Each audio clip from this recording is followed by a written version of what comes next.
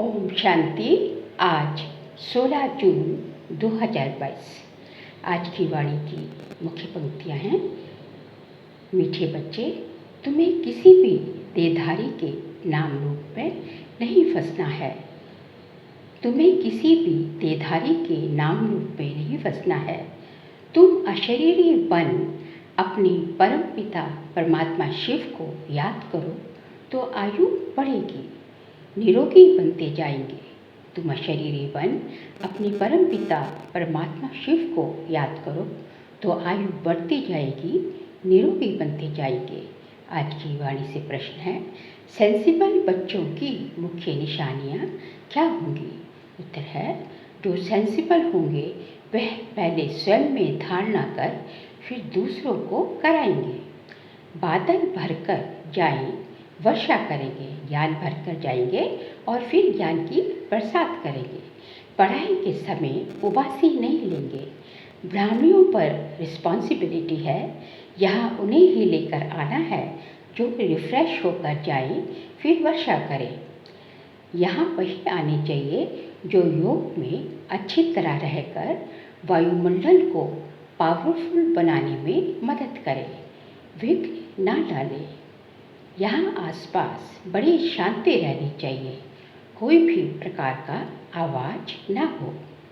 आज का गीत बजा है ओम नमो शिवाय। ओम शांति। ओम शांति का अर्थ तो समझाया है ना। बाबा कहते हैं आत्मा और परमात्मा शांत स्वरूप हैं। जैसे परमपिता परमात्मा वैसे बच्चे।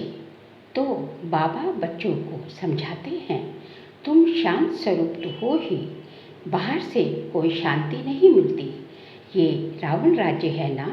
अब इस समय सिर्फ तुम अपने परम पिता को याद करो। मैं इसमें विराजमान हूँ। मैं किसमें विराजमान हूँ? ब्रह्मा के तन में परमात्मा आते थे ना। परमात्मा शिव जो है प्रवेशता ब्रह्मा के तन में आती थी। तो बाबा यही कह रहे हैं, मैं इसमें विराजमान हूँ। तुमको जो मत देता हूँ उस पर चलो। बाबा कोई भी नाम रूप में नहीं फंसाते। यह नाम रूप है बाहर का, इस रूप में तुमको फंसना नहीं है। बाबा कहते हैं किसी भी देहधारी के नाम रूप में नहीं फंसना है। दुनिया सारी नाम रूप में फंसाती है। बाबा कहते हैं इन सबके नाम रूप हैं, इनको याद नहीं करो। अपने परम पिता को याद करो, तुम्हारी आयु भी याद से बढ़ेगी, निरोगी भी बनेंगे। अपनी जो है भगवान को जितना याद करते जाएंगे, परम पिता को याद करते जाएंगे, उतनी जो है तुम्हारी आयु भी, बाबा कहते हैं तुम्हारी आयु भी बढ़ेगी और काया, निरोगी काया भी बनती जाएगी। लक्ष्मी नारायण भी तुम्हारे जैसे थे, सिर्फ सजे सजाए हैं। ऐसे नहीं कोई छत जितने लंबे चौड़े हैं। मनुष्य तो मनुष्य ही हैं। तो बाबा कहते हैं कोई भी देहधारी को याद नहीं करना है। देह को भूलना है, शरीरों को भूलना है। अपने को आत्मा समझो, ये शरीर तो छोड़ना है, क्योंकि अशरीरी आए थे और अशरीरी ही जाना है। इसलिए शरीरों को तो छोड़ना है, अपने को आत्मा समझो। दूसरी बात है, गफलत नहीं करो। विकल्पों का बोझा सिर पर बहुत है, बहुत भारी बोझा है। सिवाय एक अपने परम पिता की याद के कम नहीं हो सकता। बाबा ने समझाया है, जो सबसे ऊंच पावन बनते हैं वही फिर सबसे पतित बनते हैं। इसमें वल्ला नहीं खाना है। सबसे ऊंच पावन देवी देवता धर्म के बनते हैं और वही फिर जो है सबसे पहले वही आते हैं सतयुग में, और फिर वही सबसे ज़्यादा पतित भी बनते हैं। इसमें वंडर नहीं खाना है, अपने को देखना है, बाबा को बहुत याद करना है। जितना हो सके बाबा को, अपने परम पिता को याद करो। बहुत सहज है। जो इतना प्यारा बाबा है उनको उठते बैठते याद करना है। जिसको पुकारते हैं पतित पावन आओ, परंतु हरटी लव नहीं रहता। हम द्वापर से जो है दुखों में जो है परमात्मा को पुकारते आए कि हे भगवान आओ और हमें जो है दुखों से मुक्त करो। तो बाबा कहते हैं उनको जो है पुकारते आए हो, लेकिन उनसे जिगरी प्यार नहीं रहता। लव फिर भी अपने पति बच्चों आदि से रहता है। सिर्फ कहते थे पतित पावन आओ। बाबा कहते हैं बच्चे मैं कल्प कल्प कल्प के संगम पर आता हूँ। गाया भी हुआ है रुद्र ज्ञान यज्ञ। कृष्ण तो है ही सतयुग का प्रिंस। वह फिर उस नाम रूप देश काल के सिवाय आ न सके। सतयुग तो कृष्ण तो सतयुग का प्रिंस है, तो सतयुग में तो आएगा ना। नेहरू उस रूप में उस पोजीशन में फिर कल्प के बाद आएंगे। जो देहधारी है जिस नाम रूप में जिस उसमें आया है वो 5000 सालों के बाद उसी रूप में आएंगे। इसी तरह जो है किशन भी जो है 5000 सालों के बाद उसी रूप में सतयुग में आएंगे, फर्स्ट प्रिंस के रूप में। वैसे ही श्री कृष्ण भी सतयुग में आएंगे। उनके फीचर्स बदल न सके। इस यज्ञ का नाम ही है रुद्र ज्ञान यज्ञ। राजस्व अश्वमेध यज्ञ। राजाई के लिए बलि चढ़ना अर्थात उनका बनना। बाप के बने तो एक को ही याद करना चाहिए। हद से तोड़ बेहद से जोड़ना है। बहुत बड़ा बाबा है। तुम जानते हो बाबा क्या कर देते हैं। हमें जो है इस हद की दुनिया से सारे नाते रिश्ते बुद्धि से तोड़ने हैं और एक उस बेहद के परमपिता परमात्मा से जोड़ना है। बेहद का पिता तुमको बेहद का वर्षा दे रहे हैं जो कोई दे ना सके। मनुष्य तो सब एक दूसरे को मारते काटते रहते हैं। आगे ये थोड़े ही होता था। आगे बाबा कहते हैं तुम जानते हो बाबा फिर से आया हुआ है। कहते हैं कल्प कल्प के संगम युगे जब नई दुनिया की स्थापना करनी है तब मैं आता हूँ। मांगते भी है नई दुनिया नया राम राज्य। वहाँ सुख संपत्ति सब है। झगड़ा करने वाला वहाँ कोई होता नहीं। शास्त्रों में तो सतयुग त्रेता को भी नर्क बना दिया है। ये भूल है ना। वह असत्य सुनाते असत्य सुनाते बाबा सत्य सुनाते। बाबा कहते हैं तुम मुझे सत्य कहते हो ना। मैं आकर सत्य कथा सुनाता हूँ। 5000 वर्ष पहले भारत में किसका राज्य था। बच्चे जानते हैं बरोबर 5000 वर्ष पहले इन लक्ष्मी नारायण का राज्य था। कहते भी हैं क्राइस्ट के 3000 वर्ष पहले भारत पैराडाइज था, स्वर्ग था, वैकुंठ था। हिसाब तो सीधा है। कहते हैं कल की आयु इतनी क्यों रखती है। अरे हिसाब करो ना। क्राइस्ट को इतना समय हुआ। युग ही ये 4 हैं। आधा कल्प दिन तो आधा कल्प रात को लगता है। सतयुग त्रेता दिन तो द्वापर कलयुग रात। समझाने वाला बड़ा अच्छा चाहिए। बाबा समझाते हैं बच्चे काम महाशत्रु है। भारतवासी ही देवताओं की महिमा गाते हैं। सर्वगुण संपन्न 16 कला संपन्न संपूर्ण निरंकारी मर्यादा पुरुषोत्तम अहिंसा परमो धर्म। ये किसकी महिमा। देवताओं की महिमा है। फिर 16,108 रानियाँ कहाँ से आई। तुम जानते हो धर्मशास्त्र कोई भी नहीं है। धर्मशास्त्र उनको कहा जाता है जिसे धर्म स्थापक ने उच्चारा। धर्म स्थापक के नाम से शास्त्र बना। अब तुम बच्चे नई दुनिया में जाते हो। ये सब पुराना तमो प्रधान है। इसलिए बाबा कहते हैं पुरानी चीज़ों से बुद्धि योग हटाए मामेकम याद करो तो तुम्हारे विकर्म विनाश होंगे। गफलत करते हो तो बाबा समझाते हैं इनकी तक बाबा समझते हैं कि जो बच्चे गफलत करते हैं बाबा समझते हैं कि इनकी तकदीर ही ऐसी है बहुत सहज बात। क्या ये तुम नहीं समझ सकते हो। मोह की रग सब तरफ से निकाल एक बाबा को याद करो। मोह जो है एक बहुत ही मीठा विकार है और मोह जो है अंतिम में लास्ट में जो है वही जो है विकार जो है सबको जो है बहुत जो है परेशान करेगा दुख देगा। बाबा कहते हैं मोह की रग जो हमारी मोह की रग जो है कहाँ कहाँ फैली होती है। हमें पता भी नहीं होता कि कहाँ कहाँ हमारी मोह की जड़ें गई हुई हैं।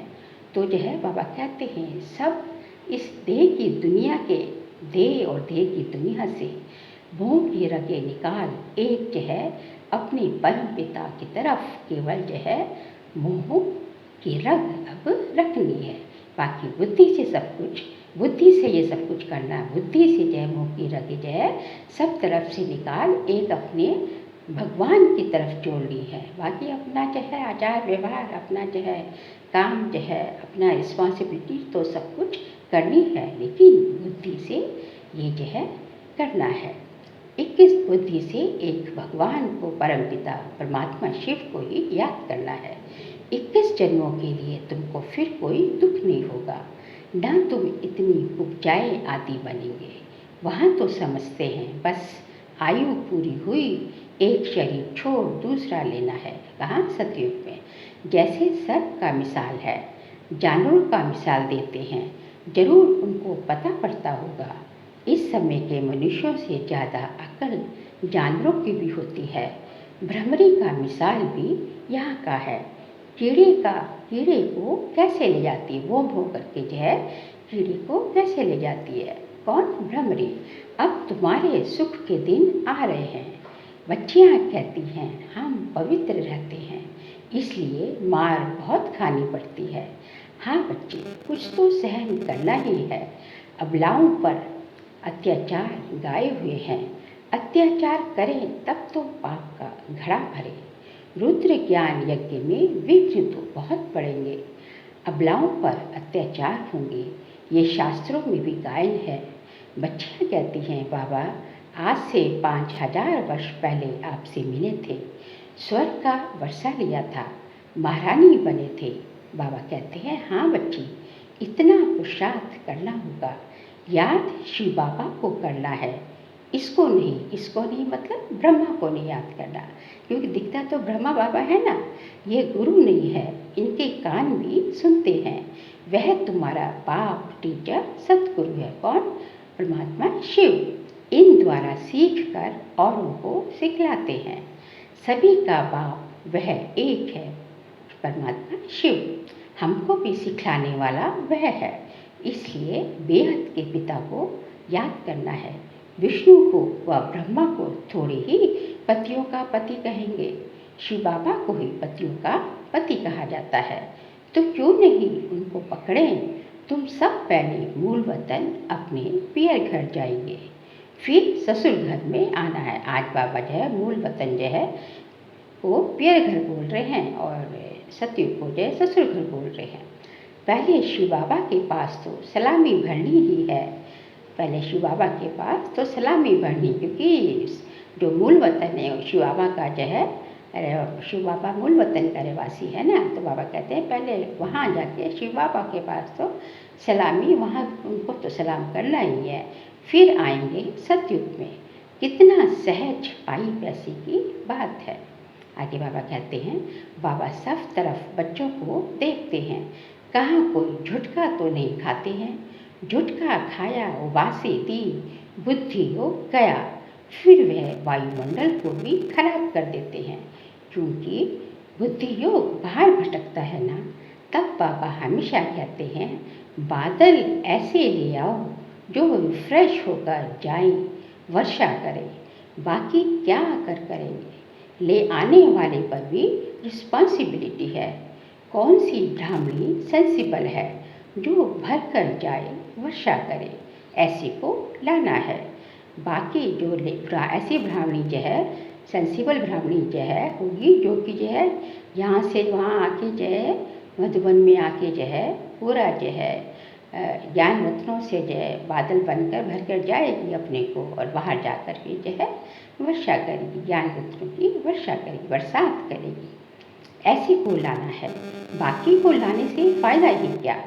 सुनकर धारणा कर, फिर धारणा करानी है, मेहनत भी करनी है। जिस भंडारी से खाते हैं काल कंटक दूर हो जाते हैं, तो जो है तो यहाँ वह आने चाहिए जो योग में भी अच्छी रीति रह सके। ऐसे जो है बच्चे आने चाहिए जो योग में भी अच्छी रीति रहनी चाहिए। नहीं तो वायुमंडल को खराब कर देते हैं। क्योंकि संग का रंग लगता है ना, तो एक का ये योग टूटा, एक ने योग में उबासी ली, तो जो है वो वायुमंडल खराब करेगा और अन्यों को भी उसका जो है प्रभाव देखने को पड़ता है, उसका प्रभाव जो है अन्यों पर भी पड़ता है। इसलिए जो है एक ऐसे उनको लाना है जो कि योग में भी अच्छी रीति ला सके और जो है बड़े ध्यान से जो है इस तरफ इस समय और ही खबरदार रहना बाबा कहते हैं। इसलिए जो है अच्छी रीति जो है सोच समझ कर ही जो है लाना है। फ़ोटो आदि निकालने की भी बात नहीं है, जितना हो सके बाबा की याद में रहे योगदान देना है। आसपास बड़ी शांति रहनी चाहिए। हॉस्पिटल हमेशा बाहर एकांत में रहती है, जहाँ आवाज़ ना हो। पेशेंट को शांति चाहिए। ये भी तो रूहानी यूनिवर्सिटी कम हॉस्पिटल होता है ना, तो बाबा कहते हैं यहाँ भी जो आते हैं एक तरह से जो है पेशेंट ही हैं, तो उनको जो है शांति होनी चाहिए। इसलिए जो है ऐसी जो है तुमको डायरेक्शन मिलता है, तो उस शांति में रहना है। बाबा को याद करना, ये है रियल शांति, बाकी है आर्टिफिशियल। वह कहते हैं ना 2 मिनट डेड साइलेंस, परंतु 2 मिनट तो जो है 2 मिनट बुद्धि पता नहीं कहाँ कहाँ रहती है, एक को भी सच्ची शांति नहीं रहती। तुम डिटैच हो जाएंगे। हम क्या होते हैं, हम इस शरीर से डिटैच हो जाती है, आत्मा जो है अपने स्वधर्म में टिक जाती है, तो ये शांत स्वरूप बनती जाती है। हम आत्मा है, ये है अपने स्वधर्म में रहना। बाकी गुटखा खाकर शांत रहना कोई रियल शांति नहीं है। कहते हैं 3 मिनट साइलेंस, अशरीरी भव, ऐसे और कोई की ताकत नहीं जो कह सके। बाप के ही महावाक्य हैं, लाडले बच्चों मुझे याद करो तो तुम्हारे जन्म जन्मांतर के पाप कटते जाएंगे, नहीं तो पद भ्रष्ट भी होंगे और सजाएं भी खानी पड़ेंगी।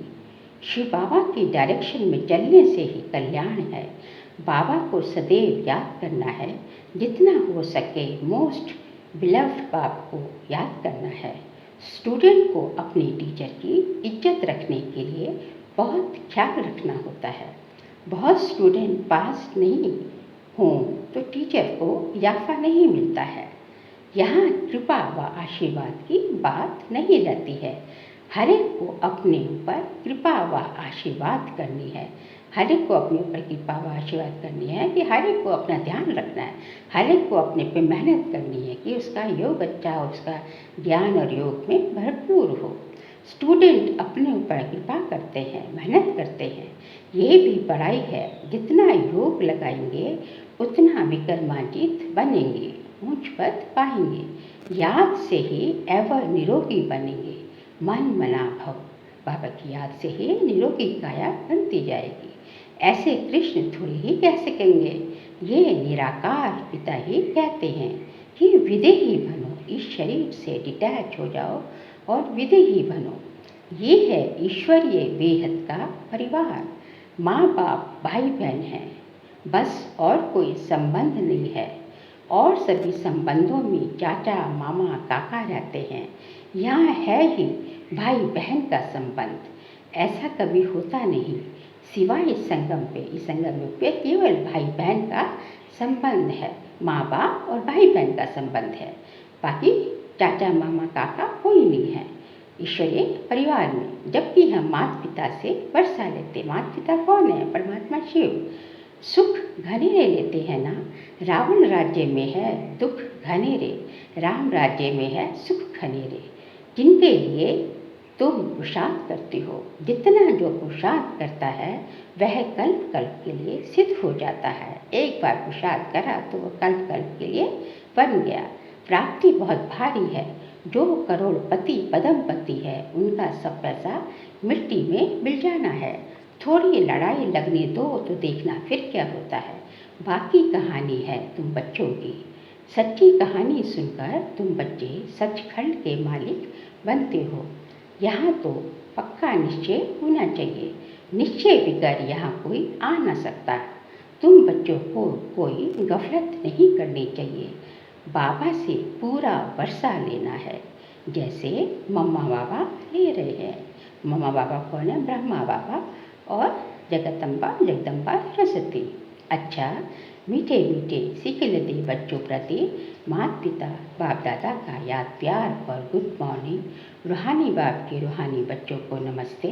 हम रूहानी बच्चों के रूहानी बाप दादा को नमस्ते नमस्ते नमस्ते। साल के लिए पॉइंट्स हैं। शरीर से डिटैच हो स्वधर्म में स्थित रहने का अभ्यास करना है। जितना हो सके मोस्ट बिलेवेड बाप को याद करना है। मोह की रग सब तरफ से निकाल देनी है। पढ़ाई पर पूरा ध्यान देना है। अपने ऊपर आप ही कृपा व आशीर्वाद करनी है। बुद्धि योग हद से तो बेहद से जोड़ना है।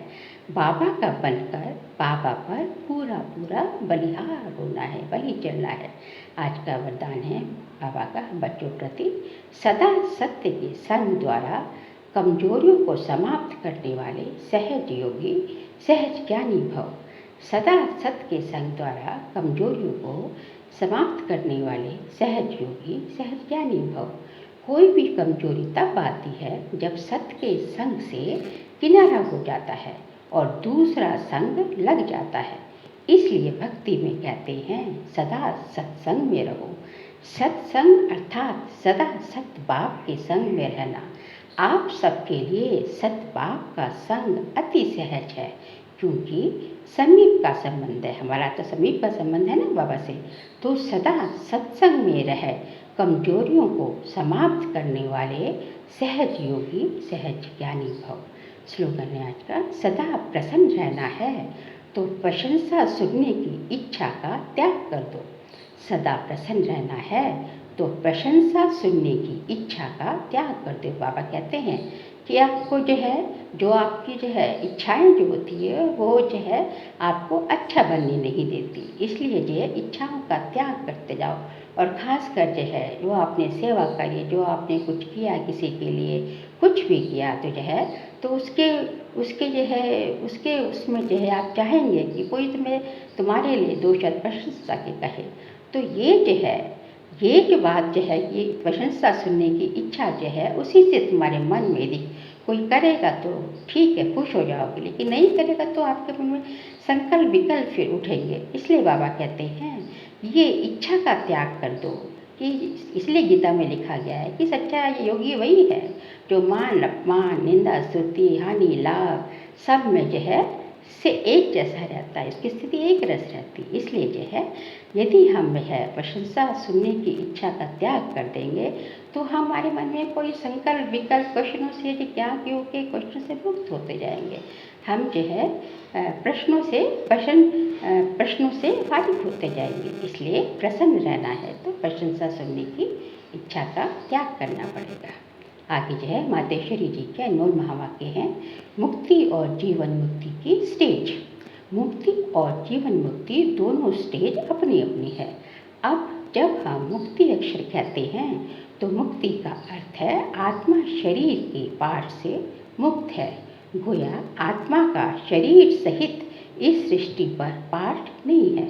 जब आत्मा का मनुष्य हस्ती में पाठ नहीं है, गोया आत्मा निराकारी दुनिया में है, सुख दुख से न्यारी दुनिया में है। इसको ही मुक्त स्टेज कहते हैं। इसे कोई मुक्ति पद नहीं कहते। और जो आत्मा कर्म बंधन से मुक्त है अर्थात शरीर के पाठधारी होते भी वो कर्म बंधन से न्यारी है तो उसे जीवन मुक्त पद कहते हैं, जो सबसे ऊंची स्टेज है। आत्मा सब अपने पाठ निभा रही है, पाठ में आई है, अपने जो है जीवन में है, लेकिन जो है जीवन मुक्त कर्म बंधन स्थिति है। कर्म जो है उसको बांध नहीं रहे, जो है कर्मों का प्रभाव उस पर पड़ नहीं रहा, जो कि सत्य में होता है, सत्य तीर्थन में होता है। तो ये बहुत ऊंची स्टेट है और इसको ही जीवन मुक्त पद कहते हैं। वो है हमारी देवताई प्रारब्ध। इस ही जन्म में पुरुषार्थ करने से ये सत्युगी देवताई प्रारब्ध मिलती है। इसके लिए पुरुषार्थ इस संगम पर ही कर रहे हैं और मिलेगा हमें सत्युग में। वो है हमारा ऊंचा पद, परंतु जो आत्मा पाठ में नहीं है उनको को पद कैसे कहें। जब आत्मा का स्टेज पर पाठ नहीं है तो मुक्ति कोई पद नहीं है। अब इतने जो मनुष्य संप्रदाय हैं वो कोई सबके सब सतयुग में नहीं चलते, क्योंकि वहाँ मनुष्य संप्रदाय कम रहती है।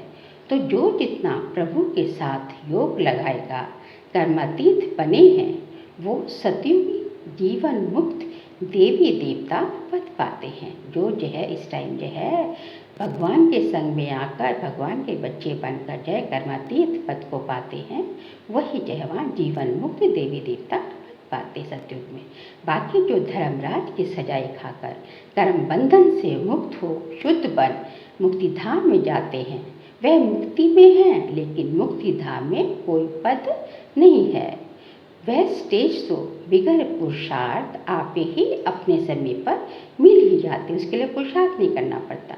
जो मनुष्य की चाहना द्वापर से लेकर कलयुग के अंत तक उठती आई है कि हम जन्म मरण के चक्र में ना आए, वो आश अब पूर्ण होती है। मतलब तो सर्व आत्माओं को वाया मुक्ति धाम से पास अवश्य होना है। सर्व आत्माएं पहले मुक्ति धाम में सभी आत्माएं जरूर जाएंगी। अच्छा, ओम शांति।